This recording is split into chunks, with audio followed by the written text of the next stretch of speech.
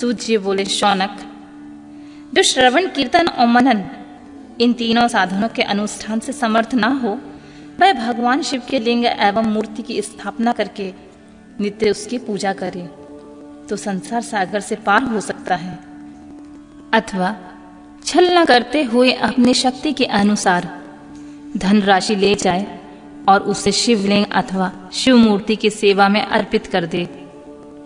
साथ ही निरंतर उस लिंग एवं मूर्ति की पूजा भी करे। उसके लिए भक्ति भाव से मंडप, गोपुर, तीर्थ, मठ एवं क्षेत्र की स्थापना करे तथा उत्सव रचाए।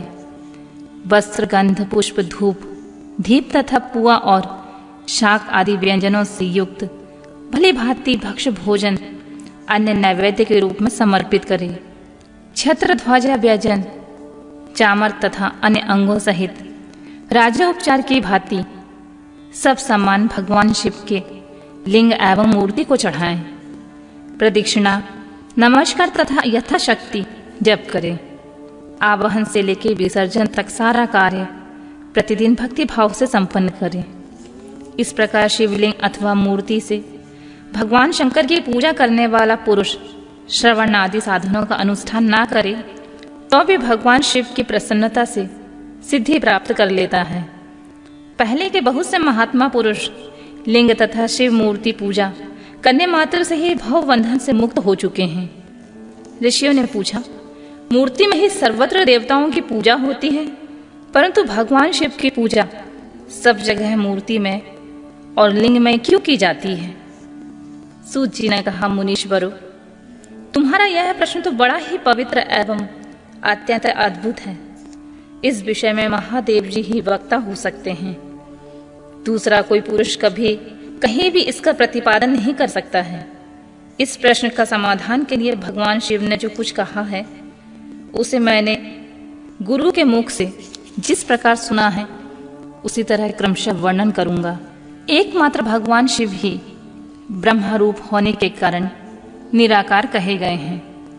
रूपवान होने के कारण उन्हें सकल भी कहा गया है, इसलिए वे सकल और निराकार दोनों हैं। शिव के निराकार होने के कारण ही उनकी पूजा का आधारभूत लिंग भी निराकार ही प्राप्त हुआ है, अर्थात शिवलिंग शिव के निराकार स्वरूप का प्रतीक है।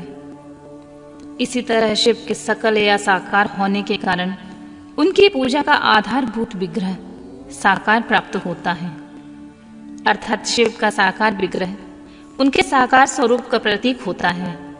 सकल और अकल समस्त अंग आकार सहित साकार और अंग आकार में सर्वथा रहित निराकार रूप होने से वे ब्रह्म शब्द से कहे जाने वाले परमात्मा हैं। यही कारण है कि सब लोग लिंग और मूर्ति दोनों में ही सदा भगवान शिव की पूजा करते हैं। शिव से भिन्न जो दूसरे देवता हैं वे साक्षात ब्रह्मा नहीं हैं, इसलिए कहीं भी उनके लिए निराकार लिंग नहीं उपलब्ध होता है। पूर्व काल में बुद्धिमान ब्रह्मपुत्र सनत कुमार मुनि ने मदरांचल नंदिकेश्वर से इसी तरह का प्रश्न किया था। भगवान शिव से भिन्न जो देवता हैं उन सब की पूजा के लिए सर्वत्र प्रायः वेद मात्र से ही संख्या में देखा और सुना जाता है। केवल भगवान शिव की पूजा में लिंग और वेद दोनों को उपयोग देखने में आता है। अतः कल्याणमय नंदिकेश्वर, इस विषय में जो तत्व की बात हो उससे मुझे इस प्रकार बताइए जिससे अच्छी तरह मुझे समझ में आ जाए। निष्पाप ब्रह्म कुमार, आपके इस प्रश्न का उत्तर हम लोग के द्वारा कोई उत्तर नहीं दिया जा सकता, क्योंकि यह गोपनीय विषय है। लिंग साक्षात ब्रह्मा का प्रतीक है तथा आप शिव भक्त हैं, इसलिए इस विषय में भगवान शिव ने कुछ बताया है उसे ही आपके समक्ष कहता हूं। भगवान शिव ब्रह्म स्वरूप एवं निष्कल है, इसलिए उन्हीं की पूजा में निराकार लिंग का उपयोग होता है। संपूर्ण वेदों का भी यही मत है।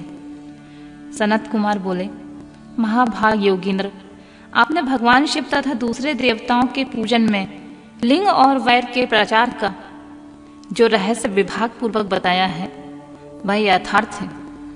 इसलिए लिंग और वैर की आदि की उत्पत्ति का जो उत्तम वृतांत है उसी को मैं इस समय सुनना चाहता हूँ। लिंग के प्राकट्य का रहस्य सूचित करने वाला प्रसंग मुझे सुनाइए। इसके उत्तर में नंदिकेश्वर ने भगवान महादेव की निराकार स्वरूप लिंग के आविर्भाव का प्रसंग सुनाना आरंभ किया।